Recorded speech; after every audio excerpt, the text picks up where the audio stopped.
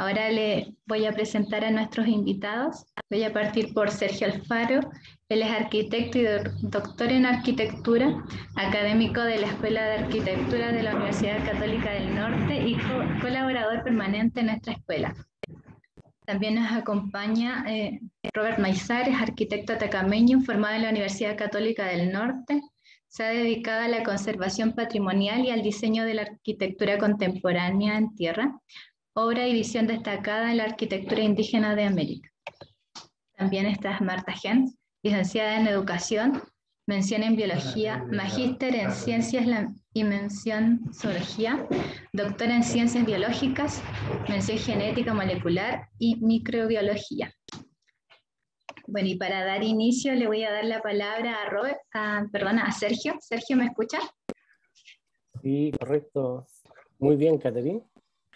Bueno, saludar a todos y a todas. Estamos muy felices de poder compartir con ustedes esta mañana.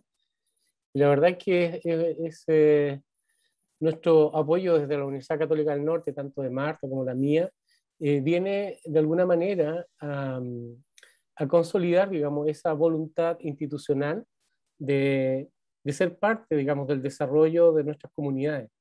Y es por eso que como Universidad Católica del Norte y como Escuela de Arquitectura y Facultad, digamos, de Ciencias a la cual pertenece Marta, nos sumamos felices, digamos, en esta tarea de poder, digamos, sumar un granito más de arena, digamos, a esta causa en pos de las comunidades y de la defensa del patrimonio. Bueno, a mí hoy día me ha tocado... digamos, asumir un tema que es muy bonito, que tiene que ver, digamos, con la forma en que la tecnología, ¿no? Es posible, ¿no es cierto?, de ser un aliado fundamental a la hora, ¿no es cierto?, de conservar nuestro patrimonio. Y en ese sentido, contar con la sabiduría del pasado para llevarlo al presente y ojalá, ¿no es cierto?, proyectar el futuro, es la manera correcta en cómo podemos, ¿no es cierto?, gestionar nuestro patrimonio. Bueno, la presentación ya la hizo, digamos, la Katy y muy bien. Solo decir que también en esta presentación vengo como parte de una red nacional de arquitectura en tierra, en la que integramos varias de las universidades que ustedes ven aquí a mano derecha, ¿no es cierto?, desde Iquique, ¿no es cierto?, hasta el Biobío, Concepción, pasando por el centro del país. ¿Y por qué nos mueve esto? Porque en el fondo creemos que en cada uno de nuestros territorios, ¿no es cierto?, hay un saber ancestral que es muy importante, digamos, conservar, respetar, ¿no es cierto?, estudiar y finalmente, ¿no es cierto?, reinterpretar. Entonces, esa ha sido, digamos, una misión y una tarea que nos hemos propuesto como escuelas de arquitectura o como facultades de arquitectura en torno a valorar nuestras culturas ancestrales y en particular, digamos, a las personas, ¿no es cierto?, que son las portadoras de estos saberes. Y eso es lo que nos mueve, digamos, y por eso habitualmente, ¿no es cierto?, concurrimos a estos llamados, como por ejemplo el de Fundación Altiplano, para poder, digamos, ser una contraparte que ayude, digamos, a difundir este conocimiento, ¿no? Bueno, ¿qué es lo que tenemos hoy? Y aquí ustedes pueden ver, digamos, un panorama mundial de cómo se distribuye la arquitectura en tierra, ¿no?, en el planeta. Y esto está pasando en 2019, o esto pasó en 2019. Lo que vemos aquí es simultaneidad. ¿Cómo? Hoy día, a pesar de todo la tecnociencia, el desarrollo industrial, ¿no es cierto?, seguimos conviviendo con arquitectura en tierra, ¿ya? Eso es maravilloso y eso es lo que de alguna manera, ¿no es cierto?, nos conecta también con nuestro desierto de Atacama, con nuestro Alto Loa, ¿no es cierto?, o con las culturas, digamos, andinas, que hoy día, ¿no es cierto?, son capaces de vivir y seguir, ¿no es cierto?, profundizando este saber. Aquí vemos, ¿no es cierto?, manifestaciones que de alguna manera tienen que ver con una técnica, ¿no es cierto?, que ha sido, digamos, heredada ancestralmente, ¿no? Al lado derecho, ¿no es cierto?, tenemos las técnicas basadas en el uso del tapial o la tierra pisonada. A la izquierda, ¿no es cierto?, todo lo que puede ser el trabajo, ¿no es cierto?, con la albañilería de adobe, que también ha sido fundamental en la construcción y edificación de vivienda y habitar, digamos, en el mundo, ¿no? Ahora bien, esto que ustedes ven en este panorama universal, de alguna manera no es indistinto de donde está. De alguna forma, el surgimiento de esta arquitectura en tierra está sometida, digamos, a condiciones del contexto que la hacen ser muy particular. Fíjense que aquí el plano o el mapa general que estoy mostrando en el centro, lo que básicamente muestra es cómo se distribuyen los efectos sísmicos, ¿no es cierto?, ¿ya?, de los eventos sísmicos más importantes en el mundo. Y eso, de alguna manera, ¿no es cierto?, coincide también con la distribución de la arquitectura de tierra en el mundo. Y eso tiene que ver, digamos, con el comportamiento de las placas geológicas o tectónicas, ¿no es cierto?, el cordón, ¿no es cierto?, el cordón, digamos, volcanológico del Pacífico, ¿no es cierto?, donde nosotros usualmente, ¿no es cierto?, estamos expuestos a todos estos, ¿no es cierto?, efectos de los movimientos de las placas tectónicas. Ahora, Chile está en un punto muy sensible y sabemos que tenemos el récord en recibir, ¿no es cierto?, estos impactos en nuestra arquitectura, en nuestra tierra y en nuestro hábitat. Entonces, podemos decir que de alguna manera nuestro patrimonio en tierra, de alguna forma, está sujeto, digamos, a condiciones de vulnerabilidad, ¿ya? Y esa vulnerabilidad, ¿no es cierto?, depende esencialmente, ¿no es cierto?, de las condiciones de sismicidad, digamos, en las que estamos emplazados. Eso no lo podemos cambiar. Eso ha sido parte, ¿no es cierto?, de nuestra condición de origen como nación, como pueblo. Y esto, ¿no es cierto?, ha sido también parte de la historia constructiva de nuestro país, ¿ya? Y también, ¿no es cierto?, de las comunidades originarias que habitaron estos territorios.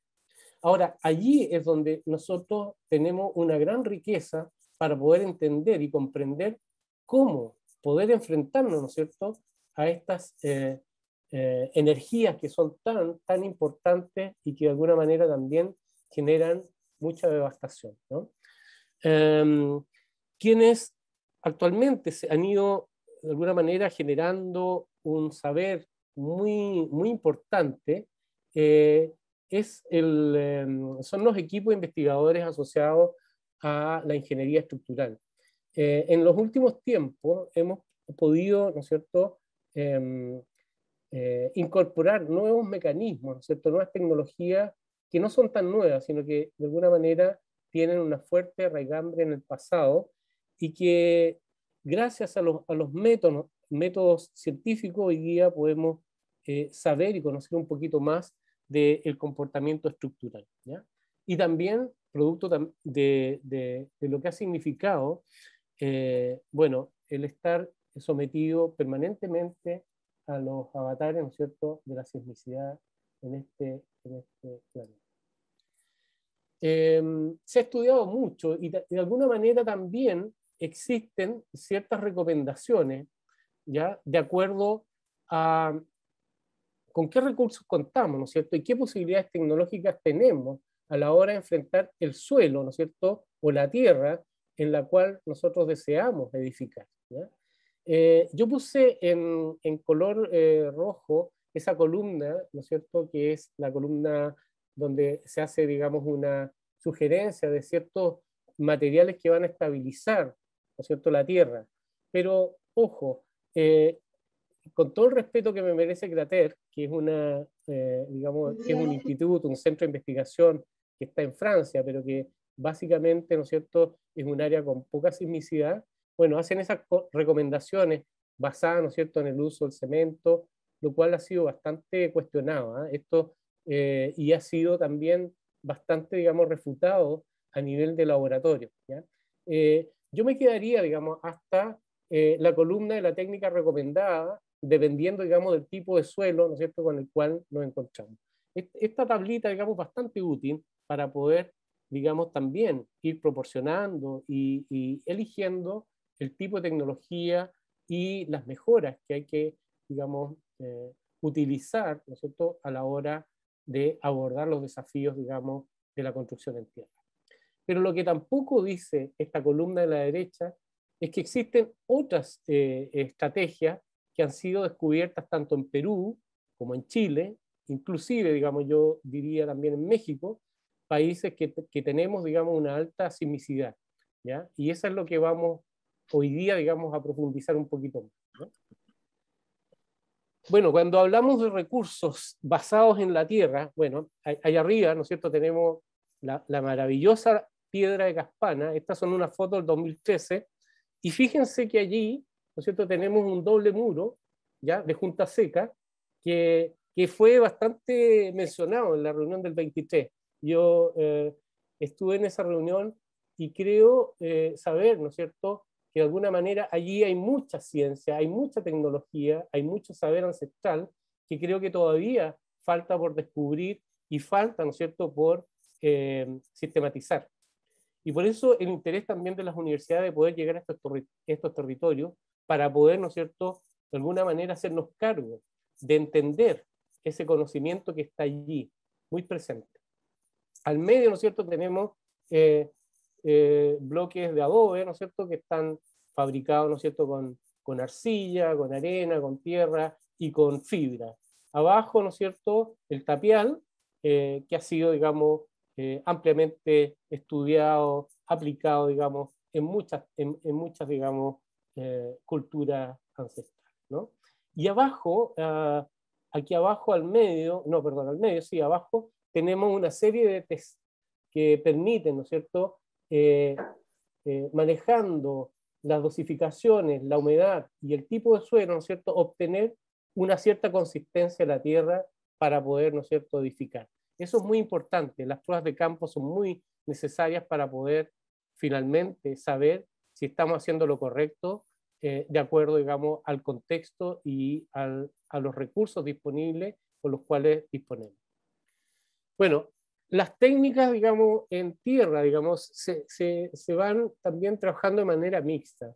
Se han ido combinando fibras vegetales, madera, bloques, ¿no es cierto?, más rígidos, ¿no es cierto? El confinamiento de la tierra también ha sido una estrategia que ha permitido, ¿no es cierto?, resolver los temas de estabilidad y sismicidad, digamos, a los cuales está enfrentada la arquitectura en tierra.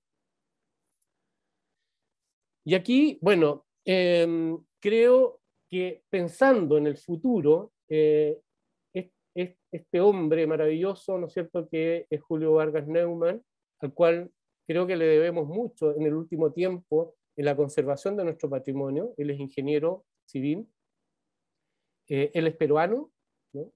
Y de alguna manera, a partir de la investigación basada en el adobe reforzado y con el trabajo de Geomaya, ¿no es cierto?, logra, ¿no es cierto?, desarrollar un sistema basado en el reforzamiento con cuerdas que fueron aplicadas, muchos de ustedes ya saben, digamos, en la iglesia de San Pedro de Atacama, que fue, creo que, una obra emblemática que ha sido capaz de servir también de garantía para que esta tecnología se pueda difundir y que de alguna manera también nos ayude a seguir conservando este patrimonio maravilloso que tenemos, ¿no? Bueno, en 2014 tuve la oportunidad, ¿no es cierto?, de asistir a un taller donde el equipo de don Julio, ¿no es cierto?, nos enseñó en San Pedro cómo poder aplicar esta tecnología.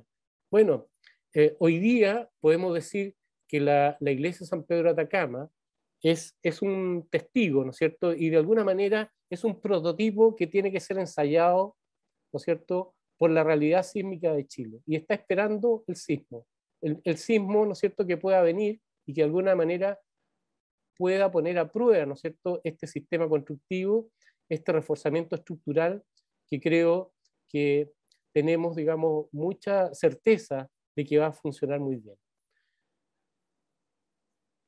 Aquí quisiera también presentarles a otro personaje muy importante en el acontecer de la arquitectura en tierra en Chile. ¿Ya? Él es Marcelo Cortés, un gran amigo, arquitecto. Marcelo ha sido, digamos, también un hombre que ha ido en busca de poder, ¿no es cierto?, llevar la tierra no solamente allí a los espacios rurales, sino que también a zonas urbanas. Creo que él se ha planteado uno de los mayores desafíos, cómo construir con tierra en zonas urbanas. Bueno, lo logró y de alguna manera ese desafío o esa voluntad, ¿no es cierto?, lo hizo enfrentarse también a la tecnología. Bueno, ¿ayudado con qué? Bueno, Marcelo desarrolló una tecnología que se llama el tecnobarro, basada también en un sistema constructivo muy antiguo que lo tenemos, digamos, en muchas partes, digamos, de Chile y también del mundo, que es la quincha, ¿no? ¿Qué es la quincha? La quincha, digamos, es un sistema de reticulado basado en el uso, ¿no es cierto?, de fibras, en este caso, digamos, hay cañas, ¿no es cierto?, hay brea. La brea nosotros en el centro del país le llamamos a un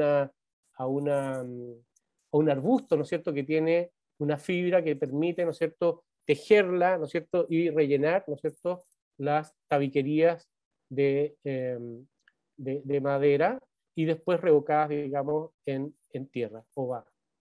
Bueno, aquí vemos el gran descubrimiento que hace Marcelo, ¿no? Él, para poder llevar este barro, la tierra, digamos, en zonas urbanas, bueno, se hizo, digamos, amigo del acero, ¿ya? Uno pudiese decir, bueno, ¿cómo dos materiales, ¿no es cierto?, que tienen desarrollos tecnológicos tan distintos son capaces de trabajar en conjunto? Bueno, es posible. ¿Y por qué? Porque los requerimientos, digamos, sismo resistentes de la normativa en Chile exigen, ¿no es cierto?, que tiene que haber un cálculo estructural para poder sostener, digamos, ¿no es cierto?, cualquier proyecto de arquitectura hecho en tierra, ¿ya? Y básicamente lo que hace Marcelo es incorporar, ¿no es cierto?, las estructuras metálicas como una forma de dar soporte a una arquitectura en tierra que finalmente luce como tierra, pero que se imbrica, digamos, ¿no es cierto?, con todas las cualidades y prestaciones que tiene el acero como un material, digamos, dúctil. Marcelo Cortés también exploró el trabajo de reforzamiento estructural con Drisa, como lo conocemos desde Perú, lo que hizo con Julio Vargas, ¿no es cierto?, pero con tecnología agrícola, ¿ya?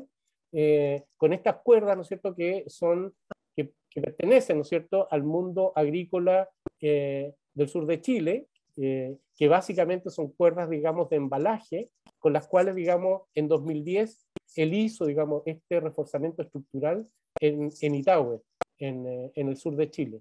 ¿A propósito de qué? Bueno, a propósito del terremoto, el último terremoto, gran terremoto que tuvimos en el sur de Chile. Bueno, esto es algo que también es un prototipo que está esperando, ¿no es cierto?, el próximo sismo para ver cómo se comporta, ¿ya? Así que todas estas son obras, ¿no es cierto?, que de alguna manera nos permiten ir testeando todas digamos, estas últimas investigaciones, ¿no es cierto?, intuiciones, ¿no es cierto?, que se van desarrollando en torno a la Tierra. Bueno, Marcelo recibió el premio, el Terra Award, el 2016, lo cual nos satisface, nos llena de orgullo y de verdad refleja una tarea que él asumió, digamos, como una tarea de vida, ¿no? Estas son sus obras. Cuando vemos arquitectura contemporánea en tierra, creo que el mejor ejemplo de esto, ¿no es cierto?, es lo que hace Marcelo Cortés con sus obras. La vivienda de abajo es su vivienda personal, ¿no es cierto?, que está en Santiago, donde uno puede reconocer, ¿no es cierto?, una albañilería, digamos, de adobe, con reforzamiento, ¿no es cierto?, horizontal, ¿no?, que permite el confinamiento de toda esta estructura. A la derecha, ¿no es cierto?, este es un centro de investigación donde trabaja con, aquí, bueno, el acero es el protagonista, pero el relleno es la tierra, ¿no? Y esta otra obra, ¿no es cierto?, maravillosa con los acabados, donde se va trabajando también la tecnología del tapial, confinado, en este caso, con estructuras metálicas. El alarde estructural que permite el acero, bueno, es infinito. Ahora, ¿el acero se puede revestir? Claro que se puede revestir. ¿Y se puede revocar en tierra? Claro que sí. Y eso es lo que de alguna manera también comprobó Marcelo con este híbrido, ¿no es cierto?, entre tierra y acero, ¿no? ¿Qué más se puede hacer? Bueno, como esta obra, ¿no es cierto?, que yo les mostraba, pudo incorporar también recuperación de maderas nobles, a propósito, ¿no es cierto?, de los desarmes, ¿no es cierto?, a propósito, digamos, de los terremotos que han habido en Chile, pero también ha permitido albañilería de adobe confinada y también tapial confinado, ¿no? Aquí hay más imágenes de esta arquitectura contemporánea, que uno, claro, pudiese decir, bueno, ¿qué tanto de tierra es? ¿Qué tanto de acero es? Bueno, lo interesante es que pueden convivir una serie de materiales que pueden entregar las prestaciones, ¿no?, y las cualidades que la tierra, desde el punto de vista expresivo y desde el punto de vista, ¿no es cierto?, medioambiental, es posible también de incorporar desde la tierra. Aquí vamos a profundizar un poquito más en esta obra, que me tocó ver desde un inicio. Aquí ya está, esta es una foto de la obra terminada, que es una vivienda familiar de Marcelo, y vamos a ver todo lo que está detrás de estos muros. Bueno, esto es importante, ¿eh? Esta es una vivienda que básicamente, ¿no es cierto?, se desarrolla con albañilería de adobe, que hay una gran cubierta, ¿no es cierto?, que está hecha con acero, que entre medio hay fardos de paja, ¿no?, y que además tiene unos elementos de refuerzo horizontal. Es bastante innovador desde el punto de vista del uso de sistemas híbridos de construcción. Se fijan cómo acá, digamos, en cada cierta cantidad de hiladas, ¿no es cierto?, se van poniendo, digamos, estos refuerzos de malla horizontal, ¿no es cierto?, que permiten tener, digamos, un anillo que permite el confinamiento total del perímetro de los muros, ¿ya? Es muy importante también el uso de la albañilería. Son albañilerías, digamos, con una traba importante, una doble traba, ¿no es cierto? Se fijan cómo el acero, ¿no es cierto?, se va amarrando, ¿no? Amarra el adobe, ¿no es cierto?, y permite la cohesión, ¿no es cierto?, de este muro que ya tiene, digamos, un ancho muy importante. Aquí ya se ven, ¿no es cierto?, las ventanas o los dinteles, ¿no es cierto?, estos cajones que permiten, ¿no es cierto?, incorporar vanos a este muro, ¿no?, sin romper el muro, ¿no?, que es una cuestión muy importante en la arquitectura en tierra. Bueno, aquí ya se ve, digamos, todo este enmarañado, ¿no es cierto?, este tejido entre el acero, el adobe, ¿no es cierto?, y los refuerzos, ¿no es cierto?, que se fueron incorporando en estos muros importantes de adobe. Bueno, no sé cómo estoy con el tiempo, Katy. Sergio. Sí, ¿cómo voy? Sí, te quedan unos minutos ya bueno, para ir finalizando. Sí. Bueno, la pregunta del por qué es importante conservar. Yo creo que esa pregunta a mí me surgió desde el primer momento, digamos, en que conocí a Fundación Altiplano y desde que me invitaron, digamos, a seguir apoyando este programa aquí en el Alto Loa. Creo que ese muro es de Caspana, esa imagen que está ahí de fondo es de Caspana. Y creo que es importante seguir acompañando este tipo de desafíos, porque pienso que aún no hemos aprendido lo suficiente, porque no hemos observado lo suficiente. Creo que todavía hay un saber ancestral que está esperando por ser, digamos, descubierto o por ser remirado, ¿no? Y cuando vemos ese muro, creo que uno puede hacer estas relaciones.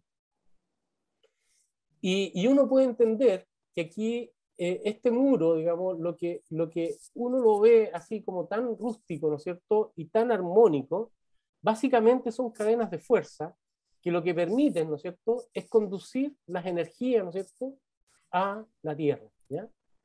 Estas cadenas de fuerza, ¿no es cierto?, no están puestas allí aleatoriamente, ¿no?, sino que la mano, esta mampostería, ¿no es cierto?, en piedra, ¿ya?, de junta seca, como hacían énfasis en la reunión del día 23, bueno, tiene un saber.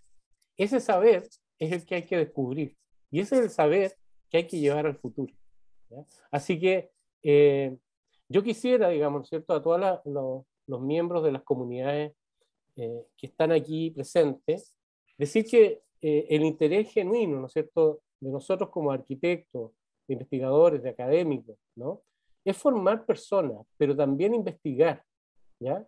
Y yo quisiera decir que por nuestra escuela de arquitectura han pasado, digamos, arquitectos jóvenes, ¿no es cierto?, que forman parte de las comunidades. El mismo Robert Maizales, ¿no es cierto?, es un gran respetado arquitecto que para nosotros, digamos, nos llena de orgullo, ¿ya? O la Camila Naranjo, que hoy día está trabajando en Caspana, digamos, a propósito del programa Alto Loa. También nos llena mucho de orgullo, digamos, y que de alguna manera creemos en ellos. Ellos han sido, digamos, Yo me metí a una charla. las personas que de alguna manera han podido llevar adelante todo este saber. Bueno, Por favor, si alguien tiene su micrófono abierto, que los puedan apagar, por favor. Gracias. pero básicamente ya estamos terminando. La verdad es que ese mensaje que creo que es el que me interesaba, digamos, más allá, digamos, de poder poner en valor el tema de la tecnología como un vínculo entre el pasado y el futuro, creo que es importante. Aquí, en este programa, lo más importante es que podamos construir confianza, saber que cada uno, ¿no es cierto?, quiere lo mejor, digamos, ¿no es cierto?, para las comunidades y también para la preservación de la memoria, la historia, ¿no es cierto?, y finalmente las nuevas generaciones. No olvidemos que detrás de cada una de estas obras también hay niños, ¿no? Y que de alguna manera ellos son los que van a heredar todo este saber. Así que nada, bueno, agradecer la oportunidad y nada, este era el mensaje que quería dejarle. Gracias. Muchas gracias, Sergio. Bueno, ahora vamos a darle el pase a Robert Maizales. Robert, ¿nos escuchas?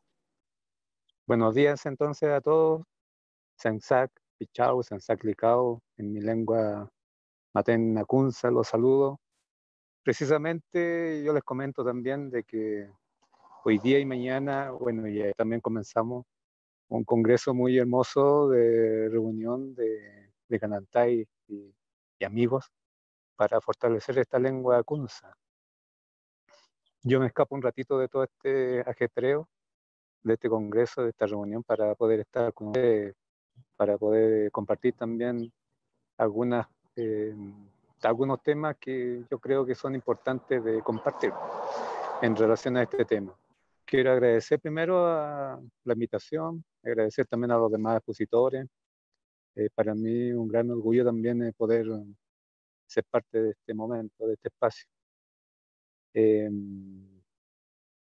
Partir primero diciendo de que como arquitecto ya titulado más de 25 años, quisiera compartir y demostrarles todo el legado tradicional que ha tenido mi pueblo en relación a la arquitectura, a las técnicas constructivas, en relación a los saberes que se tienen. Yo agradezco mucho a la Escuela de Arquitectura de la Universidad Católica del Norte por haberme abierto esta ventanita del saber, del conocimiento y del hacer también. Yo ingresé a la escuela teniendo muy poca claridad en qué se enfocaba la escuela en sus diferentes estilos. Ustedes deben saber de que diferentes universidades tienen diferentes maneras de entender y de enseñar las diferentes líneas temáticas de formación universitaria.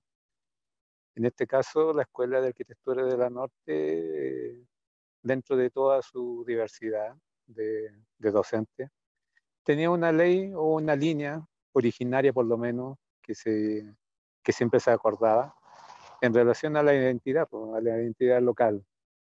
La escuela tenía su signo, que era una cruz, y tenía los 4 elementos naturales, y ese era su emblema, su insignia. Y no solamente era una cuestión gráfica de que se diferenciaba de otras escuelas del sur o del centro del país, sino que también tenía que ver mucho con la cultura, con esta cultura andina en general y esta atacameña o liganantay en particular. Yo felizmente pertenezco a esta cultura. Mis padres nacieron en este valle hermoso de Atacama. Y yo lo único que quería era también venir a aportar a hacer realidad esta continuidad histórica, de poder hacer un peldaño más en esta realidad tan inmensa, ya cultural, de mi pueblo. Una vez que yo inicié ya los estudios y después ya titulado también, siempre he tenido el bichito de poder compenetrarme más en esta realidad cultural, y al final dejé un poco de lado todo el desarrollo profesional y me involucré tanto en mi pueblo, en mi gente, que ahora soy más licanantay que arquitecto. Y a partir de eso también he podido aprender, ¿no? Aprender y enriquecerme de toda la riqueza cultural que tiene, que tuvo y que tendrá mi pueblo originario, mi pueblo ancestral. Yo, a partir de ese marco, quisiera compartir con ustedes algunas consideraciones.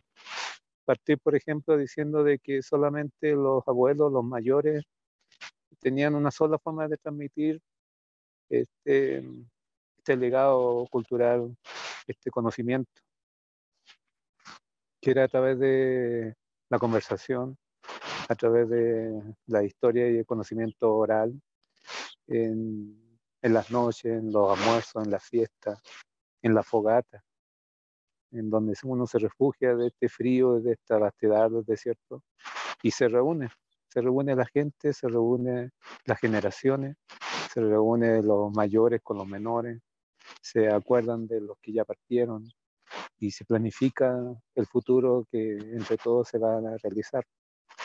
Yo quiero hablarle en ese sentido y en torno a ese marco, un poco para que ustedes se imaginen que hay diferentes tipos de formación y de aprendizaje. Nosotros en la universidad o en el instituto o lo que sea, aprendemos a través de libros, a través de clases, a través de charlas, a través de imágenes, ¿ya? Pero yo quiero sacarlos de ahí un poquito para que se introduzcan en esta otra manera distinta de aprender, en esta otra manera también de transmitir conocimiento, que yo lo aprendí, que yo fui y soy discípulo de mis maestros mayores, y que es distinto y que te abre una ventanita también muy distinta a este conocimiento tangible o conocimiento formal que tenemos como la tradición académica. Otra manera de enseñar también tiene muchas estrategias, muchas formas, muchas metodologías, muchas pedagogías, que de a poquito también uno va entendiendo y ve la complejidad. No es solamente contar o escuchar cuentos o enseñanza, que uno se sienta frente a frente y mirando ojo a ojo como lo estamos haciendo ahora. No es solamente eso, sino que también hay toda una preparación antes de que el mayor te empiece a transmitir sus conocimientos y luego durante ese momento donde tú recibes esa información y luego después te ven qué haces con eso, qué uso le das a esa herramienta. Realmente es muy hermoso esa manera de transmitir, esa manera de comunicarnos y esa manera de enfrentar la experiencia que se tuvo anteriormente. En torno a esta gran temática de la experiencia comunitaria y el legado del conocimiento en este sentido constructivo, arquitectónico, de conservación, tiene mucho que ver con la manera en que uno enfrenta las cosas.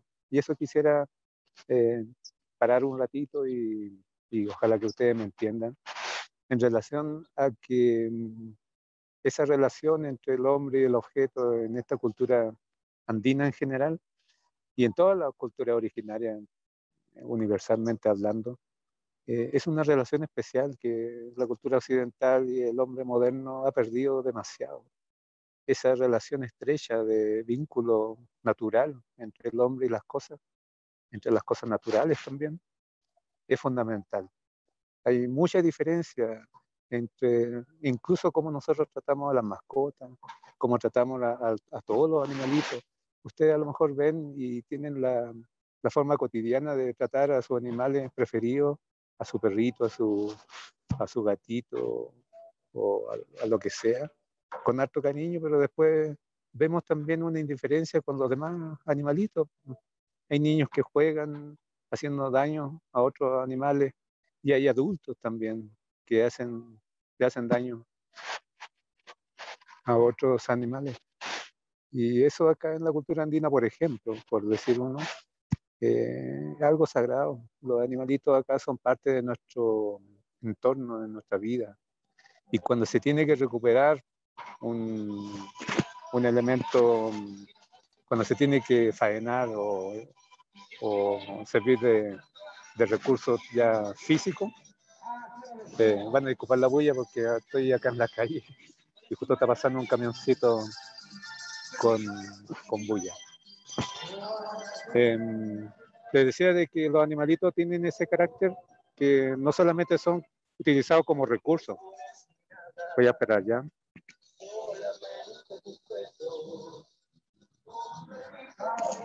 Bueno, esta es la vida, ¿no? Yo estoy acá en medio de la vida. En esos momentos donde se tiene que hacer uso de ese animalito, de hacer uso de su carne, de hacer uso de su lana, de su cuero, como alimento, como recurso, se le pide permiso y se le habla antes de que se comience esa otra etapa. Y es realmente bien particular esa manera distinta de esa relación. No es que nosotros no utilicemos nunca, no comamos carne, ni que seamos vegetarianos por ese criterio único de respeto, de comunión o de amor, sino que tiene que haber esa manera respetuosa, amorosa incluso y cariñosa de tener esa relación. Pongo este ejemplo de los animales y que puede ser también tomado en cuenta con el mismo color, con el mismo sentido, con los árboles, por ejemplo, cuando uno quiere sacar su madera, con las fibras vegetales. Para el hombre andino en general, todas las cosas tienen vida, hasta los cerros, las nubes, el sol, las estrellas.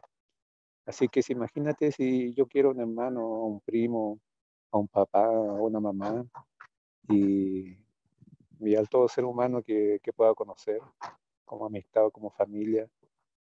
Imagínate que un árbol que te da sombra en este desierto y que está ubicado ahí, cerca tuyo, y que tú le reconoces vida, por ejemplo, porque si no toma agua, no toma sol, simplemente si tú le reconoces esa vida y si tú profundizas en esa vida, vas a sentir que también tiene su lenguaje, también tiene sus palpitaciones, también tiene sus diferentes tipos de manifestaciones que lo hacen posible el poder vivir. Entonces, si tú abrazas una bolita y te deja fluir, vas a enterar quizá muchas otras cosas en otro lenguaje. Quizá a lo mejor estas palabras te van a motivar a hacer algunas otras cosas y con otro lenguaje tú vas a entender. Los abuelos anteriormente tenían esa forma de comunicarnos, de motivarnos para que nosotros nos abramos a este mundo, nos abramos a la esencia de la vida, que todos tenemos la misma esencia, esa misma vida está todo conectado. Y para eso nosotros tenemos que tener un cuidado único, un respeto ante esa fragilidad. La vida es tan fácil de quitarla, la vida es tan fácil de poder cortarla, pero es tan difícil de poder hacerla florecer.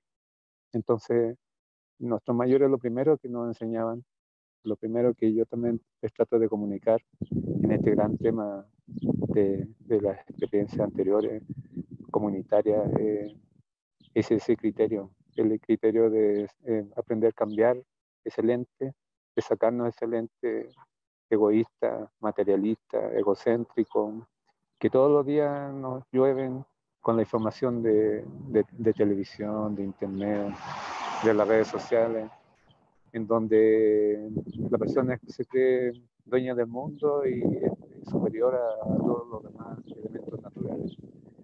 Como les decía, la escuela tiene ese símbolo. La escuela reconoce en su inicio, en sus orígenes, esa manera particular de hacer las cosas. La escuela de arquitectura, me refiero de la norte. Y eso a nosotros también es como una semillita que algunos lo toman y a otros lo ven algo pintoresco nomás, como algo simpático, como algo buena onda, a lo mejor que tal de moda, en relación a todo este mundo ecológico nuevo, de protección con el medio ambiente, por ejemplo, que también es bueno, pero no tiene esa profundidad que yo les digo y que yo les invito a compenetrarse. A lo mejor hay muchos comuneros que están escuchando esto, a lo mejor hay mucha gente de los pueblos y que a lo mejor ven a los abuelitos de forma tan respetuosa o tan de otra manera que, que no tienen esa confianza de compenetrarse. Y a ellos yo me dirijo primero para que ellos puedan pasar esa etapa. Los abuelitos, nuestros mayores nos ponen prueba también. No es fácil llegar a ellos, hay que saberlo llegar. Y solamente tú tienes la capacidad de entender esa manera de abrir la puerta, tú tienes la posibilidad de buscar muchas llaves para encontrar esa manera de que ellos se abran y te comuniquen todo lo que ellos a través de su experiencia, a través de su vida han podido aprender, han podido tener esa maravillosa manera de hacer y ver las cosas. Yo los invito a estos comuneros a que se atrevan, también porque requiere de mucho valor, de relacionarse con estos adultos mayores, con estos abuelitos, con los vecinos, con los comuneros, de ingresar a su mundo y de merecerlo. Ustedes, en ese sentido, si ingresan a eso, ellos van a irse después, cuando les toca irse, van a partir de una manera mucho más contenta, dejando alguna semillita que ellos pudieron preparar durante toda su vida. Y a la gente que no es comunera, a la gente que no tiene esa raíz tan profunda como la gente de los pueblos, también los invito a que puedan participar y puedan también sentirse incluidos en esta manera de ver las cosas a través de su misma gente, a través de sus mismos familiares. Todos los adultos, todos los abuelitos tienen una experiencia en relación a sus quehaceres particulares y a los investigadores, por ejemplo, que hacen mucha teoría, mucha bibliografía. A veces el trabajo de campo, como se le dice, es una cosa obligatoria por una convención que se está llevando, pero no se le saca el provecho adecuado de trabajar con la gente del lugar.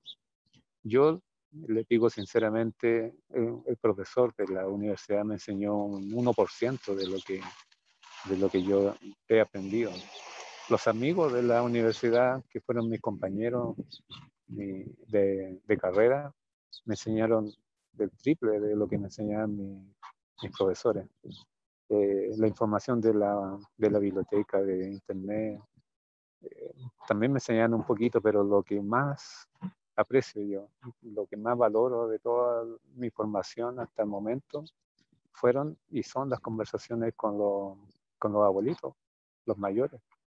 Y ellos no solamente se enseñan técnicas de conservación, de construcción, de manipulación, de confección, sino que también te enseñan esa otra cosa que yo les trato de comunicar, que es la manera de enfrentar, la manera de aprender, la manera de descubrir, la manera de deducir, incluso algunas cosas que pueden estar escritas en los diferentes elementos y situaciones naturales y que tú los puedas leer simplemente. es una cosa de sintonizarse, por decirlo de alguna manera. En ese sentido, y para ir ya en una cosa más concreta, los trabajos comunitarios, por ejemplo, cuando se le llama como el trabajo recíproco, en donde yo te ayudo, o yo ayudo a mi vecino, después mi vecino me ayuda a mí, yo ayudo a mi hermano, después mi hermano me ayuda a mí. No tiene que verse desde el punto de vista de servicio solamente que yo voy a recibir, que yo lo tengo que hacer para después recibirlo, sino que parte de un regalo, parte de una ley antigua en donde yo tengo que dar primero lo mejor de mí, yo tengo que ofrecer primero lo que yo tengo. Y si me devuelven, mejor, pero si me devuelven, yo me voy a sentir mucho mejor entregando y divulgando, compartiendo lo que yo sé, lo que yo tengo. Ese es un sentido diferente cuando se habla del AINE, se habla de la torna, o se habla del trabajo recíproco, en donde a veces uno lo toma de forma distinta, pero cuando uno se sintoniza en estas leyes naturales, y algunos de ustedes deben haberlo sabido ya a través de su experiencia de vida, si tú entregas con toda sinceridad, si tú te das, después el universo, Dios, la madre tierra o lo que sea, se encarga de devolverte todo lo que tú lo haces y te lo devuelve multiplicado. Suena como romántico, suena tal vez irreal, pero yo les comento de que mi experiencia de vida ha sido así desde mucho tiempo y yo trato de compartir lo que es una verdad, es una ley que se realiza. Entonces, ahí hay una primera consideración de que los abuelitos tenían esa forma de hacer las cosas, lo que le hacía tener una bondad, una humildad, lo que le hacía tener una nobleza que era grandiosa, que a veces nosotros no tenemos. Nosotros andamos buscando nuestra conveniencia, andamos buscando nuestro provecho, de qué nos sirve estar en esta reunión, de qué nos sirve ir para allá a hacer cosas. Y a veces no nos sirve de nada aparentemente, pero si hacemos algo bueno, tu corazón se va a llenar y después ese corazón te va a servir de imán para que te lleguen también cosas buenas. Y eso en todo sentido, ¿eh? En la transmisión de los conocimientos, en las relaciones personales, humanas, amorosas, de pareja, de padre a hijo, de hijo a padre, de hermano.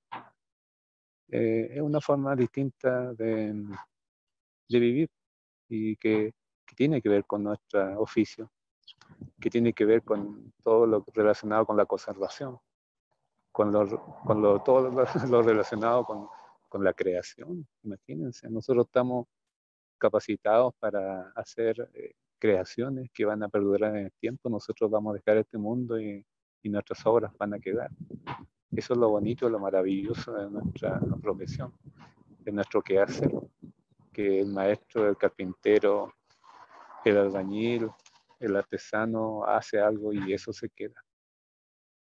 Y qué maravilloso hacerlo de esa manera, para que toda esa energía y esas vibraciones que tú le pones a ese quehacer también va a quedar ahí, y la gente sensible que recorre esos lugares, esos espacios que tú construiste, que utilice los objetos que tú hiciste, esa persona sensible lo va a recibir y toda esa comunicación también va a estar ahí realizada de esa manera. Yo los invito a abrirse en esta otra dimensión y van a descubrir ya también tecnología, metodología constructiva de todo tipo, evidenciando unos caminos naturales que puedan haber y que puedan ser lógicos. Tú vas a descubrir los peldaños que faltan en esta información que a lo mejor puede estar faltante o que puede estar incompleta. Tú con esa postura puedes descubrir muchas otras situaciones, puede llevarte a motivar, a experimentar técnicas, tal como lo decía Sergio, con esta persona que utilizaba la estructura metálica como elemento. ¿Y por qué no? Si no es que uno tenga que ser todo natural para que sea armonioso y algo relacionado con el ser humano. También uno puede crear cosas y situaciones espaciales o elementos de identidad que tengan que ver con nuestro propio ser, independiente del material de qué origen sea. La idea es que se incluya en este tejido de buena manera solamente y va a parecer como si estuviera ahí siempre. Así que no es necesario de que sean solamente elementos naturales, sino que también hay que descubrir de qué manera el acero, por ejemplo, podría trabajar con algunos elementos también de otro tipo en la naturaleza, descubrirle su esencia más profunda, de que por algo está ahí. Y así también con el zinc, con los otros tipos de perfiles y materialidades. Eh, Eso no es limitante para la persona. El hombre andino siempre ha sabido incluir todo lo que es lo que se va creando.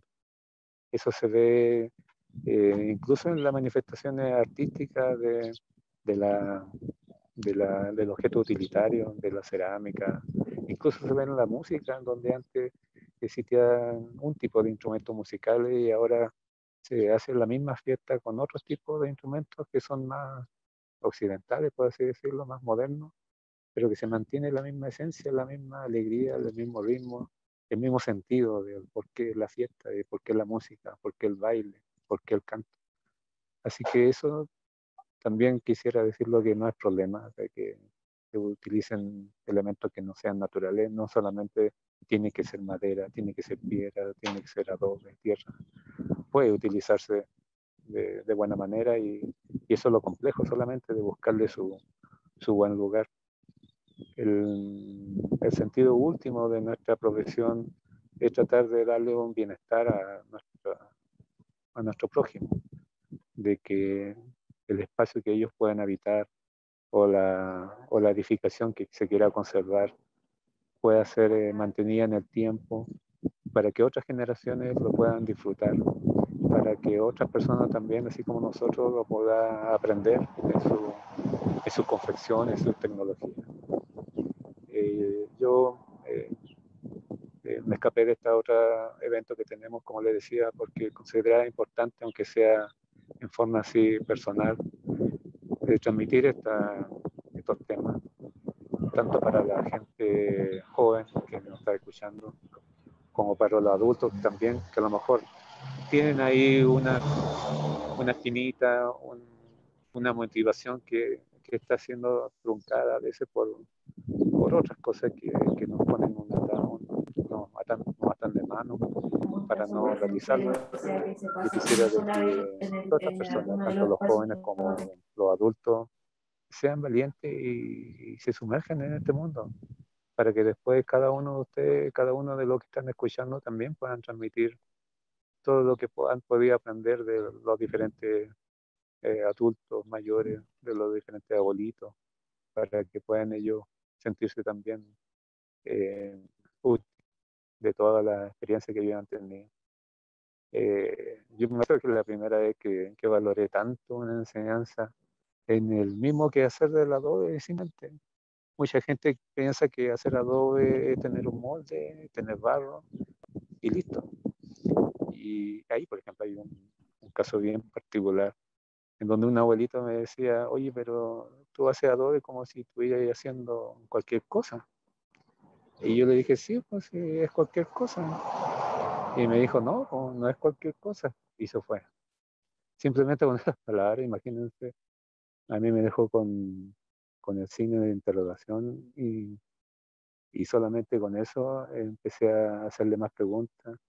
Empecé también a tener el cuidado de por qué tiene que hacerse de forma diferente, un adobe o cantar una piedra. Descubrí de que la piedra tiene sus vetitas, sus líneas, donde ellas regulan su deformación. Descubrí de que la arcilla requiere de un tiempo mucho mayor para que la humedad, la gotita de agua se compenetren en todas esas moléculas y que pueda tener una homogeneidad, una unión de ese elemento con la arena, con las fibras. De esa manera no me lo decían los abuelos. De esa manera no me decían eso. Solamente me decían de que había que tener ese cuidado. ¿Sí? ¿Cómo estoy con el tiempo? Bueno, ya estamos en el tiempo. Sí, ya estamos en el tiempo. Bueno, pero antes de que nos dejes, tenemos una pregunta que fue la primera desde tu presentación, que es de Cristian. Dice que interesante lo que compartes. Dices que hoy eres más licanantay que arquitecto. Parece una opción del ser sobre el hacer. Pregunta, para quienes no pertenecemos a lo que se llama hoy culturas o naciones originarias o indígenas, ¿qué nos recomienda usted para lograr esa disposición al ser y al aprender a conectar con el origen, con lo verdadero? Simplemente despojarse y diferenciar las cosas que son útiles y las cosas que se puedan postergar. Hay cosas que son muy profundas y que te tocan la raíz de tu ser. Cuando tú te enamoras, cuando tú ves algo natural que te llena tu alma, si eres religioso, algo que tienes una experiencia así llena, te das cuenta de que hay cosas importantes y que hay cosas que no son tan importantes. Hay cosas que son instrumentos, hay cosas que son vehículos que te llevan para otras cosas que sí son importantes. Entonces, independiente de que no pertenezca a una cultura conocida o definida, que también puedes integrarte a cualquiera, porque las culturas no son herméticas. Si tú decides irte a China, pertenecer a una cultura, a un pueblo de allá, y te comportas, por así decirlo, y vas a ser feliz, vas a descubrir esa belleza que en el fondo es la misma que tienen todas las culturas, incluso la occidental. La occidental, cuando partió con Grecia, tenían esa relación con todas las cosas. Así que yo lo invito a ser valiente, y por eso le decía del valor, porque es difícil despojarse de la comunidad, del estar tranquilos con esta parte egocéntrica de la solvencia económica, de la seguridad, de la estabilidad. A veces ese otro pasito, ese otro mundo te abre también diferentes puertas, pero también te quita esa otra cualidades que también el mundo capitalista te entrega. Así que hay que ser valiente y se puede. Así que yo les invito incluso a mi casa, a mi pueblo, las personas que quieran, serán bien recibidas. Gracias, Robert. Bueno, ahora continúa Marta. Marta. Gracias, Catherine. Muchas gracias a todos por esta invitación, por esta asistencia, que veo que tenemos harta asistencia en esta actividad. Yo voy a hablarles desde una perspectiva un poco distinta, desde una perspectiva de lo invisible. La verdad es que yo voy a hablarles desde de qué manera la vida microbiana, que es la vida dominante en este tipo de ecosistemas, sustenta todo el resto de la vida en el altiplano, en los pueblos altoandinos, en los ecosistemas acuáticos, etc. Antes que empecemos específicamente a conversar sobre todos estos microorganismos, que son todos estos figuritas que aparecen en la parte derecha de la pantalla, quisiera hacer una reflexión respecto de por qué a veces nos vemos sometidos, somos esclavos de nuestros propios paradigmas, y en realidad cuando definimos qué es un desierto, considerando que estamos insertos, ¿no es cierto?, en el desierto de Atacama y sus alrededores, se define como una extensión de tierra que tiene un clima árido, que es seco, que tiene escasa vegetación y que tiene grandes oscilaciones térmicas, ¿no es cierto? Cualquiera que haya estado en el desierto sabe que estas cosas son factores que lo característicos, pero proviene del latín de una palabra que significa abandonado. Y esto tiene una connotación muy relevante respecto de lo que hemos hecho con nuestros espacios asociados al desierto. También quisiera contextualizar particularidades que hacen de este desierto un lugar único, y tiene que ver con un contexto topográfico, climático, y que tiene un resultado en la diversidad biológica muy especial. Si ustedes miran acá hacia la derecha en el mapa, vemos que se extiende una zona prácticamente sin verde, ¿no es cierto?, que en ecología se conoce como la diagonal árida. Esta diagonal árida proporciona una especie de barrera donde todas las especies que habitan los climas más húmedos o tropicales no pueden pasar hacia este lado, ¿no es cierto? El desierto en sí mismo constituye una barrera, y eso genera, este aislamiento geográfico, genera un desarrollo de especies que son particularmente endémicas. Y eso es una de las particularidades. Ese endemismo significa que esas especies están ahí y no están en otra parte.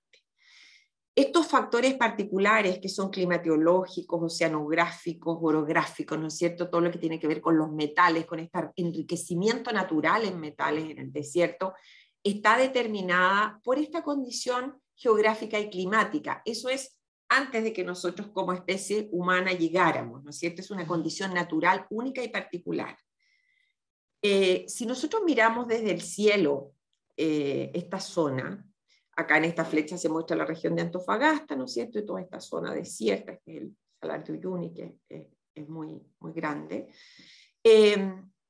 También acá empieza a surgir una serie de características que nosotros asumimos, como por ejemplo, que no existe vida. Si nosotros miramos desde el cielo esto, no existe vida, ¿no es cierto?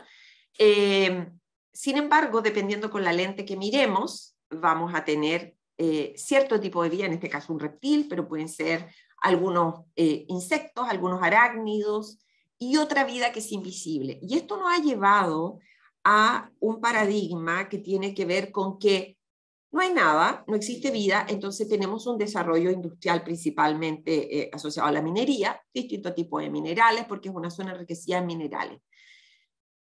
Pero, ¿qué pasa cuando cae agua acá? No es precisamente una foto de Atacama, ¿no es cierto? Pero en los alrededores, hacia el sur de Atacama, en la zona costera, nosotros tenemos estos paisajes. Entonces, dependiendo con el prisma con que miremos, con la lente con que nos interesa mirar y reconocer nuestro territorio, vamos a descubrir distintos aspectos y distintas bondades de este territorio. ¿Qué expresiones de vida dominan en el desierto de Atacama? Principalmente, este es un corte de una alita, que es una roca que está, se puede encontrar en las zonas más secas, ¿no es cierto? En el core hiperárido que se llama, en la zona de Yungay y en otros lugares. Si nosotros cortamos esta roca, vamos a ver que por dentro está colonizada de múltiples células que son bacterias. Son cianobacterias. Las cianobacterias son las únicas bacterias que producen oxígeno. Y si nos remontamos al origen de la vida en la Tierra, ¿no es cierto? Estas bacterias serían las responsables de producir oxígeno en la Tierra para que el resto de la vida pudiera ocurrir. Dentro de esta vida, nosotros como seres humanos, ¿cierto? Entonces, nuestra investigación, yo soy científica, trabajo en investigación, pero me interesa profundamente la investigación desde el origen, desde la Tierra, desde la gente, desde la cosmovisión, si no, no podemos comprender el proceso en plenitud. Y nuestra investigación se basa en responder preguntas muy simples.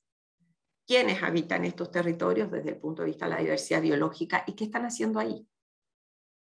Lo hacen sin que nosotros estemos presentes, o sea, es una propiedad intrínseca de ellos, ¿no es cierto? Sean microorganismos o macroorganismos.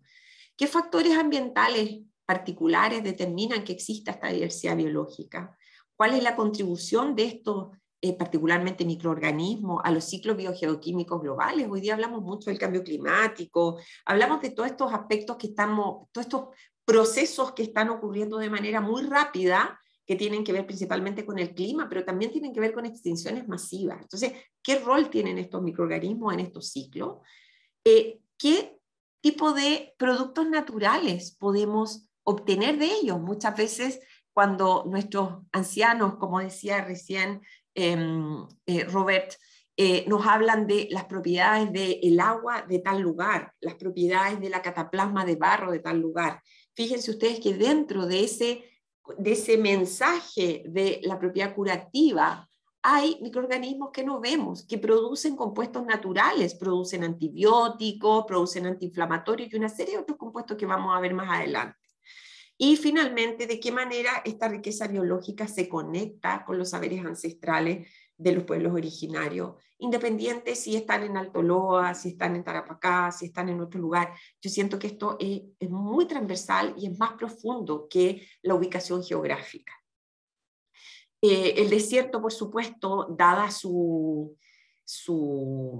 específicamente voy a hablar de la región de Antofagasta, ¿no es cierto? Dada esta accidentada geografía, nos permite identificar la ocurrencia de una gran cantidad de climas y de espacios geográficos o ecosistemas donde se desarrolla la vida de diferente manera, ¿no es cierto? Nosotros tenemos en la costa una zona única de ecosistema de niebla, donde es muy abundante la humedad ambiental, que contrasta con la zona hiperárida que se encuentra a 1 hora y media de distancia en auto, ¿no es cierto? Entonces, donde la humedad relativa es prácticamente cero. Sin embargo, también existiría de otra forma. Y hacia el interior, atravesando las cordilleras de la costa, la cordillera de México, se encuentra el Salar de Atacama, ¿no es cierto?, que está flanqueado por los Andes. Entonces, todas estas características de la geografía permiten la ocurrencia de ciertos climas y determinan el tipo de vida que existe acá. Por ejemplo, esta es una fotografía desde la zona más alta, el Mirador de Paposo, que es el desierto costero, que no se condice su paisaje con un desierto, ¿no es cierto? La vegetación aquí es muy abundante y esto se debe a la altura de los cerros. Nosotros hemos realizado algunas investigaciones acá. Estas son algunas de las flores que estas fotos las tomé hace 2 años atrás, antes de la pandemia. Y la verdad es que la vegetación y la vida brota aquí de manera muy, muy abundante.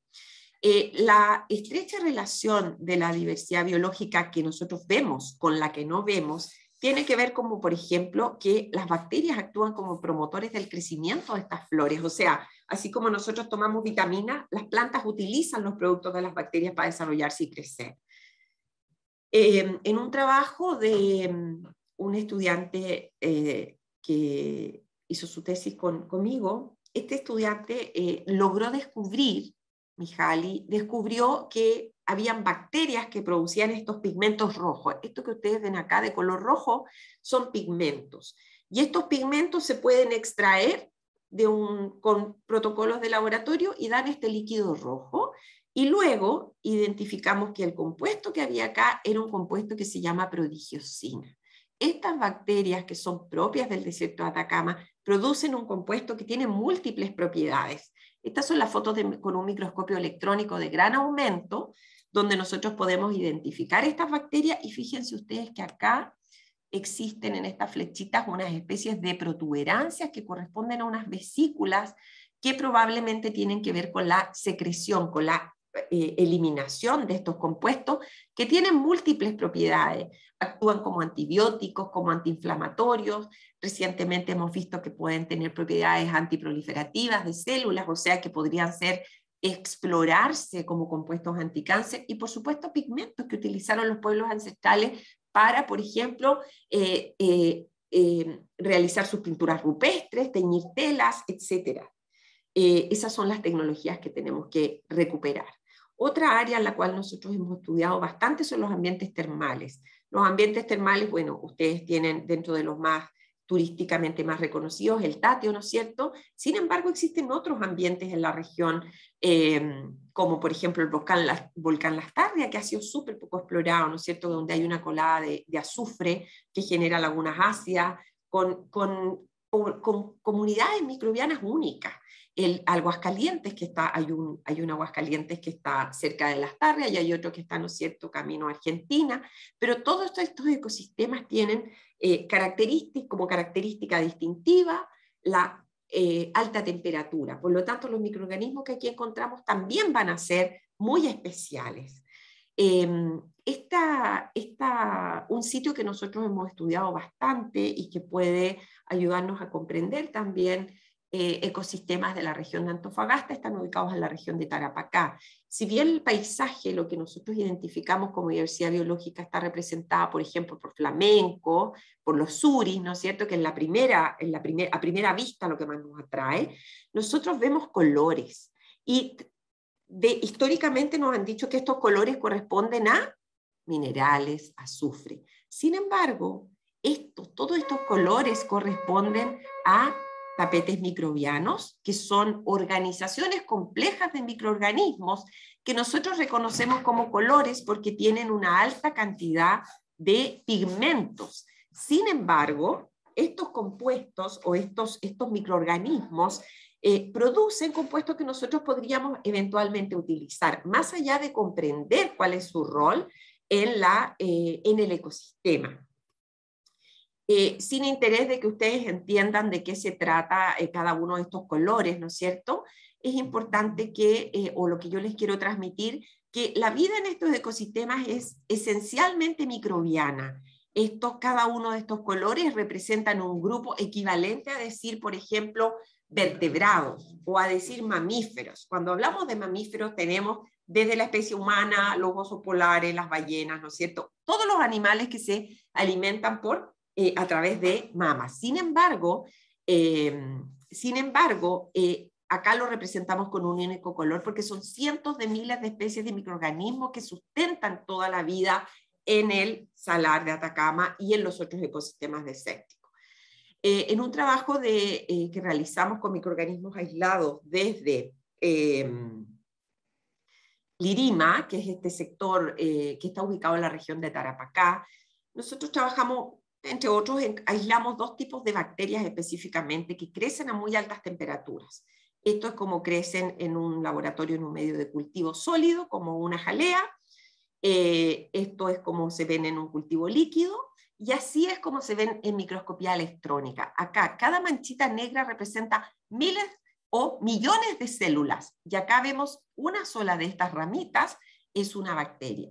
Y acá, en estas otras que crecen de color rojizo, forman verdaderas como esponjas, ¿no es cierto?, sobre el agua. Ellas crecen así pegaditas. Eso es lo que nosotros llamamos tapetes microbianos. Y ya les voy a mostrar cuán complejas son estas estructuras que parecen tan simples, que crecen en el agua, generalmente sobre el agua flotando.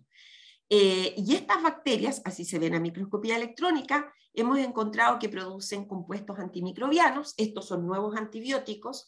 Hemos encontrado, este trabajo está en proceso todavía, compuestos que podrían servir para el tratamiento del Parkinson, por ejemplo. ¿Cierto? No sabemos cuál es la prevalencia del Parkinson, por ejemplo, en los pueblos altoandinos, pero ¿no será que esa baja prevalencia tiene que ver con el agua que consumen e indirectamente con los compuestos bioactivos que producen esas bacterias que van en esa agua que consumen? Es súper interesante explorar eso, y eso no lo podemos hacer si no conocemos, ¿no es cierto?, la experiencia, como decía Robert, de nuestros ancianos, de nuestros pueblos ancestrales, que nos transmitan qué es lo que se hacía cuando había una persona que tenía una dolencia o una enfermedad. Por otra parte, los pigmentos, tal vez esto es lo más obvio, las bacterias producen pigmentos, y estos pigmentos los producen principalmente, estos pigmentos tienen, aparte de la producción de color, ¿no es cierto?, que podemos utilizar para teñir telas, estos pigmentos protegen a estos microorganismos de la radiación solar. La radiación ultravioleta es altísima, ¿no es cierto?, sobre los 3.000 metros de altura. Por lo tanto, estas propiedades que tienen estos microorganismos perfectamente nos pueden ayudar a obtener, por ejemplo, compuestos que sirvan como nuevos protectores solares. El cáncer de piel es una enfermedad muy prevalente, por ejemplo, en la región de Antofagasta. Tal vez algo podemos obtener, podemos hacer con estos microorganismos, ¿no es cierto? A lo mejor generar nuevos tipos de productos que nos ayuden.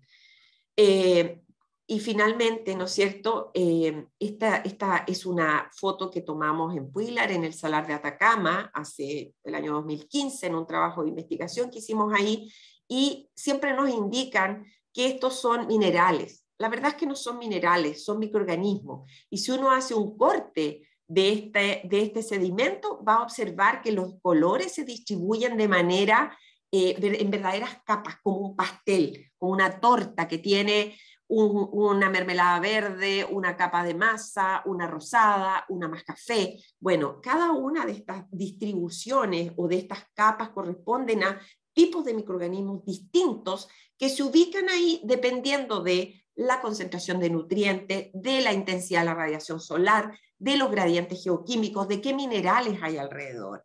Estas comunidades son extremadamente complejas desde el punto de vista de la cantidad de especies que hay. Por lo tanto, no da lo mismo que yo le saque el agua al salar. Porque si yo retiro el agua de este salar, estas comunidades microbianas que sustentan todo el ecosistema, que constituye el alimento de los flamencos, los nutrientes para las plantas, etcétera, desaparecen. Y fíjense ustedes que toda esta vida compleja ocurre entre 1 y 5 milímetros de espesor. O sea, en menos de 1 centímetro nosotros tenemos la mayor parte de la vida que ocurre en el desierto concentrada. Así como en los bosques del sur está en el suelo, en esta capa de hojas donde hay microorganismos, donde hay insectos. Bueno, acá en el desierto es aún más frágil porque es más delgada. ¿Qué vamos a conservar entonces? Esto no se ve, por lo tanto es difícil de conservar. Es difícil de transmitir la importancia de este tipo de ecosistema. En los salares, por ejemplo, que es otro tipo de ecosistema, la vida se organiza en tapete. Bajo la sal existe vida. Y este es un ejemplo muy importante. Esto es en el Salar de Huasco, en una poza donde hay una capa muy somera, una zona muy somera de agua. Si no hay protección del suelo, si nada bloquea el fondo del agüita, que son 30 o 40 centímetros, nosotros vemos este aspecto café. Vemos esta zona así. Si yo dejo una bolsa de plástico, un zapato, cualquier basura, eso bloquea la radiación solar. Por lo tanto, se va a ver, aquí hay una baja radiación solar, y fíjense ustedes como todo eso que estaba debajo de esta capa café aparece, sube. Y esos son microorganismos, y suben ¿por qué? Porque ellos tienen pigmentos que hacen fotosíntesis, producen oxígeno, oxigenan esta agua y permiten que existan otras formas de vida. Si no hay oxígeno, ¿no es cierto? O existen formas de vida distintas a las que existen cuando hay oxígeno.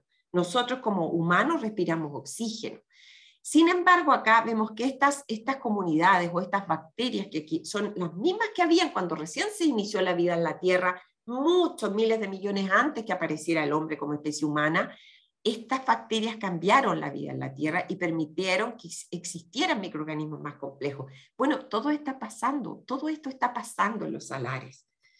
Y este ejemplo, esto tal vez ustedes lo reconocen, estos también son microorganismos. Si nosotros lo miramos a un microscopio, vamos a ver que son miles de células que se unen. Y fíjense ustedes que los pueblos ancestrales, los pueblos originarios, consumen esto en distintas formas. En San Pedro, de hecho, es muy fácil encontrar este tipo de alimentos en tortillas, en distintos tipos de preparaciones. ¿Y cuál es la gracia de esto de la yaita? Que si uno lo mira, forman estas agrupaciones de células, de millones de células que son visibles al ojo desnudo y que pueden alcanzar centímetros de tamaño. Fíjense ustedes que estas bacterias son capaces de fijar el nitrógeno. El nitrógeno es el gas más abundante que existe en el aire, ¿cierto? Cerca de un 80%, pero no lo podemos usar nosotros como humanos. Y forma parte de la estructura de las proteínas. Por lo tanto, este alimento se utiliza y lo utilizan desde tiempos muy ancestrales, muy antiguos, ¿no es cierto?, como base de la dieta de un sector donde no abundan las dietas ricas en proteínas, porque las proteínas están esencialmente, ¿no es cierto?, en la carne. Pero la naturaleza nos provee de estos microorganismos que fijan el nitrógeno y lo transforman en proteína para el alimento nuestro. Dicho esto, entonces, ¿cómo vinculamos el patrimonio biológico con la conservación, con la historia, con las comunidades ancestrales y con con los saberes ancestrales, tenemos que conocer y hacer parte de nuestra vida, ¿no es cierto?, de nuestro vivir, como decía Robert, todo nuestro patrimonio cultural. Eso no se adquiere en una universidad ni en una biblioteca, eso se transmite de generación en generación. Yo le digo a mis hijos que son jóvenes, le digo, aprovechen a sus abuelos, escuchan las historias, porque ahí está lo que no está escrito en ningún libro. De ahí venimos, esa es la historia de tu vida, ¿no es cierto? Vamos a aprender a valorar el patrimonio biológico, los espacios, la noche y el día, las estaciones del año, la conservación de los animales, la conservación de las plantas. Pero no podemos valorar todo esto, ¿no es cierto?, si no lo conocemos. Cuando hablamos de la vida microbiana es más difícil todavía, porque no se ve, no es visible al ojo desnudo. Por lo tanto, en realidad, más que conclusiones del trabajo, yo dejo un par de puntos para la reflexión, y es que el desierto comprende una inmensidad de biomas, de ecosistemas, que está sustentada principalmente por comunidades microbianas complejas. Que estos microorganismos también tienen muchas propiedades que nosotros desconocemos, y que cuando nosotros decimos quiero poner en valor mi territorio, no hablamos de un valor económico, pero sí hablamos de un valor para la preservación. O sea, si yo tengo, les aseguro que si ustedes dicen que en este sector encontraron un compuesto anticáncer y que la farmacia o la farmacéutica X va a sintetizar este nuevo compuesto que es una cura para el cáncer, les aseguro que ese sitio es casi un sitio sagrado. ¿Por qué? Porque el cáncer es una de las enfermedades que más nos aqueja y le importa a toda la humanidad, no solo a unos pocos. Y finalmente, para terminar, quiero decir que las comunidades altoandinas guardan estos secretos, y son secretos que tienen miles de años. Nosotros no los podemos generar en una generación, que son entre 70 y 80 años, ¿no es cierto? Tienen saberes relacionados con la ganadería, con la agricultura, con los artes de pesca, con la construcción, como comentaba Sergio. Ya utilizaban los atrapanieblas como fuentes de aguas no convencionales hace miles de años atrás, ¿no es cierto? La transhumancia y el trueque, que es seamos sociedad y intercambiemos nuestros productos, eso ya existía antiguamente. Por lo tanto, eso es lo que nosotros tenemos que recuperar en esta nueva sociedad que estamos construyendo, que nos está llevando al límite de la sobrevivencia. Gracias a nuestros amigos, don Pedro y la señora Margarita Luca, que son quienes nos acompañan en el Salar de Huasco, Alberto y a Roxana, Alberto Ticuna y Roxana Herrera, que son quienes nos acompañan en Lirima. Ellos son originarios de ahí y son un tremendo aporte a nuestro trabajo. Y por supuesto, como decía recién también Robert, si nosotros no formamos a nuestros jóvenes, si no los invitamos y lo hacemos parte de esto, es muy difícil que esto pueda permear a los más chicos, ¿no es cierto?, a los más niños, a los jóvenes, que son nuestra esperanza. Muchas gracias. Muchas gracias, Marta. Y bueno, muchas gracias también a todos nuestros invitados de hoy. Gracias especialmente a Sergio, a Robert, que ahí está conectado, y agradecer, por supuesto, a todos los comentarios y a todas las personas que se han quedado hasta el cierre de esta sesión. Solamente, bueno, agradecer a Judith, por ejemplo, que dice muy buena presentación, a Sergio Alfaro, que también dice excelente, Marta, la ciencia y la biología como una manera de leer el patrimonio humano en el territorio, un orgullo, a Teresa también. Y bueno, hay un par de preguntas, hay una que hace Cristian, y que la tengo por acá, y dice, cuando la pille, dice una pregunta: es evidente el tesoro biológico que existe en Alto Loa. ¿Cómo deberían las comunidades proteger este tesoro patrimonio biológico conservado en sus territorios? ¿Qué consejos les das desde la ciencia y la academia? A Marta. Gracias por la pregunta. Eso es muy interesante, porque esto surge de conversaciones justamente con los pueblos, con la gente, cuál es el valor que ellos otorgan a esa agua, a ese espacio, a ese árbol. Por ejemplo, en Tarapacá, por ejemplo, cuando vamos a terreno, vamos con la gente de Lirima. Es imposible que nosotros accedamos a esos territorios, entonces ellos nos cuentan, de esta agua se les da a los adolescentes, porque los adolescentes, cuando les salen espinillas, ¿no es cierto?, ellos toman esta agua que tiene poderes curativos, Entonces, la pregunta siguiente es, ¿por qué tienen poderes curativos? Y ahí es donde nosotros como científicos no les damos un valor extra. Lo que hacemos es sistematizar, es entregarles los argumentos para que ustedes puedan defender eso que es tan propio que ustedes ya saben. Ustedes son los que saben que el agua tiene propiedades curativas. Lo que yo voy a hacer va a ser analizar probablemente y entregarles los argumentos para que ustedes puedan decir, no puede sacar agua de aquí, porque esta agua es muy importante para nosotros, porque es sagrada por tal razón, ¿no es cierto? Ustedes saben por qué. Yo solo voy a dar los argumentos científicos para que ustedes lo puedan defender con propiedad, ¿no es cierto? No sé, en el caso de eso, por ejemplo, la queñua, que es este árbol que crece a la mayor altitud. Cuando fuimos a terreno también hace un par de años atrás con Alberto, nos decía, nosotros nos daban esto cuando éramos chicos para el dolor de guata. Pero, ¿qué propiedades tiene la queñua que hace que se me pase el dolor de guata? Tiene propiedades antiinflamatorias, tiene propiedades antibacterianas. Entonces, si me duele la guata porque comí algo que me cayó mal, grasa, por ejemplo, no me va a servir la queñua. Pero si tengo una infección intestinal y la queñua tiene propiedades antimicrobianas, sí me va a servir la queñua. De esa manera nosotros podemos trabajar en conjunto, ¿no es cierto?, con los pueblos originarios, con las personas que realmente estén interesadas en darle un valor a esto. Mi laboratorio en la UCN está abierto siempre. Nosotros trabajamos con muchos colegios, lamentablemente en esta época pandemia ha sido todo más difícil, pero la verdad es que nosotros estamos siempre abiertos y todos estos chiquillos que ustedes ven en la foto, ellos iban a Ollagüe, iban a Calama, iban a San Pedro, iban a Taltal, a mostrar cómo podíamos utilizar los microorganismos para poder que los niños se saquen este estigma de la cabeza de que los microorganismos son nocivos. Porque en realidad, ¿no es cierto?, antiguamente los niños le hablamos de bacterias y decían malo, bicho malo. No, los microorganismos son esenciales para sustentar la vida en el planeta. Llegaron muchos, miles de millones de años antes que nosotros. No sé si respondo a tu pregunta.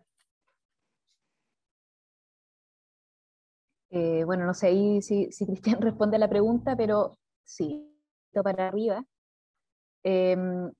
Hay varios comentarios también aquí. Antonio Mamani, geólogo de Cancosa, dice, muy buena exposición, Marta, con respecto a los estudios de la microfauna en estos sistemas de humedales y lagunas altoandinas. ¿Cómo es posible incorporar en la RCA, en la resolución de calificación ambiental, en proyectos mineros que afecten estos sistemas frágiles? Por ejemplo, el caso del bofedal de Lagunillas, donde no se consideró. Bueno, hasta ahora existe un único proyecto de extracción que no se le concedió la prórroga, hasta donde yo sé, que es en el Salar de Yamará, ¿no es cierto? Creo que la empresa es Soquimich, y yo creo que, yo no trabajo en minería y no soy experta en minería, lo mío es la biología, ¿no es cierto? Pero entiendo que ese es el único proyecto que fue revocado porque con el argumento de que se iban a afectar las comunidades microbianas. Hasta mi conocimiento ese es el único que hay. No sé si existe otro. Ahora, retomo lo que dije al final de la charla. O sea, es muy difícil proteger lo que no se ve. Por lo tanto, el otorgar un valor a estos espacios, a estos cuerpos de agua, más allá del litio, más allá del cobre, o sea, ¿me entienden? Ese es como una, como dicen algunos amigos, dice, los países que son bendecidos y malditos al mismo tiempo por la diversidad y por la belleza escénica y por la riqueza de recursos naturales, nos transformamos en países que exportamos materias primas, no desarrollamos el conocimiento. Entonces, podemos ir un poquito más allá, ¿no es cierto?, desarrollar conocimiento para tener un argumento válido para defender esto, porque nos basta, ¿no es cierto?, ante el modelo económico que tenemos hoy día, nos basta con decir, para mí es importante este río, porque el contraargumento es, existen 3 millones de personas que no tienen luz porque usted no permite que yo tape este río o que yo haga un embalse.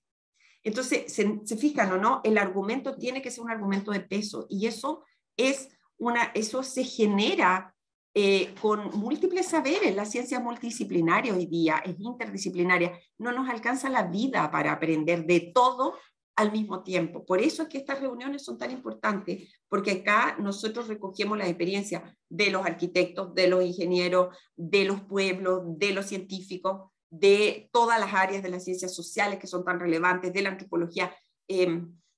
Por ahí va la cosa. Yo creo que este tipo de instancias, de iniciativas deberían construirse de manera sistemática, donde todos podamos mirar el mismo problema con un prisma distinto. Eso va a hacer enriquecer la discusión y generar los argumentos para poder, por ejemplo, incluir en los requerimientos de la RCA los microorganismos. O sea, voy a dar un ejemplo súper básico para que ustedes entiendan la magnitud del problema. La normativa chilena de el descarte de aguas al océano no contempla la medición de cloruro de sodio, que es el principal aporte de la industria desaladora. Y la normativa chilena no lo contempla, entonces no tienen por qué demostrar que tienen, que eliminan sal y que se muere todo en la costa. Es súper simple. Y eso mismo ocurre con mayor, por supuesto, en mayor magnitud en la industria minera. Gracias, Marta. Bueno, recordarles a todos que también está Sergio por si alguien quiere hacerle alguna pregunta a él también. Quedan un par de preguntas aquí en el chat que las voy a leer, aunque ya estamos ya casi en el cierre de esta sesión. Mihaly dice, por ejemplo, respecto al nostoc, ¿hay alguna forma de producirlo para fines comerciales? Y si se ha hecho alguna investigación al respecto. Gracias, Mihaly. Mihaly es quien hizo la investigación de las bacterias rojas. Fue un alumno mío que nos mantenemos bastante cerca. De nostoc se ha hecho mucha investigación relacionada con la fijación de nitrógeno y la importancia del ciclo de nitrógeno. ¿Ya? Eso se ha hecho bastante. Sin embargo, no existe una caracterización, por ejemplo, en gradientes altitudinales o de salinidad, donde se pueda identificar cuál es la mejor forma de crecer nostoc. Nostoc generalmente crece en zonas que no son tan salinas. Por ejemplo, en el Chungará, nostoc forma unas agrupaciones de células muy grandes, de hasta 10 centímetros, que flotan en el lago, ¿no es cierto? Y acá en Huasco, generalmente estos globitos, ¿no es cierto?, que son millones de células, son más pequeños. Habría que, desconozco si hay un trabajo de crecimiento masivo. Hasta mi conocimiento no.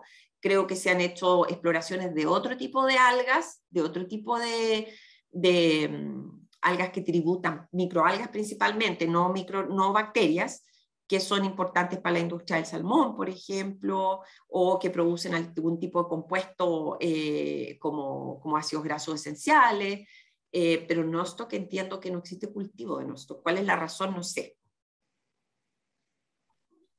Y gracias, Marta. Y hay una también de Judith que dice cuál es su opinión respecto a la extracción de aguas por la industria minera proyectada hacia el futuro, sabiendo que el nivel de disminución se ve reflejado recién 10 años después. Todo esto en relación a los microorganismos. O sea, el límite de la vida está definido por la disposición de agua líquida. Cuando nosotros queremos determinar qué define nuestra existencia y la de cualquier ser vivo en el planeta, está definido en función de hecho existe un índice del agua, se llama índice de agua líquida, ¿no es cierto? Y incluso en zonas donde el agua es muy escasa, en la zona cero, en esta zona hiperárida, en este core hiperárido del desierto de Atacama, donde no hay nada, sin embargo existen algunos microorganismos que crecen al interior de las alitas, la vida va a existir, los que vamos a desaparecer somos nosotros. Yo creo que eso es lo que hay que tener primero claro. O sea, los microorganismos existen cuando la radiación era extrema, cuando no teníamos atmósfera. Las cianobacterias ya existían.